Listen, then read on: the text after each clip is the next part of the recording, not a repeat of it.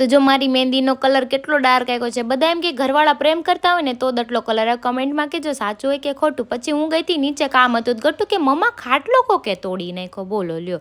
અને બનાવવાનો હતા મારા બટેકા પૌવા. મેં કીધું હાલો ફટાફટ બટેકા પૌવા બનાવીને ખાઈ લઈ, કેમ કે પેટમાં ઉંદેડા બોલે ભૂખ લાગી ગઈ હતી બહુ. અને થઈ ગયા હતા બટેટા પૌવા તૈયાર. તો હું બે ગઈ હતી જમવા, છાશ લઈને આવી. મેં કીધું છાશ બટેટા પૌવા ખાઈ લો, બીજું કંઈ ખાવાનું છે નહીં. અને જવાનું હતું બહાર, તો હું થઈ ગઈ તૈયાર થઈને મેં કીધું હાલો આપણે જઈએ હવે.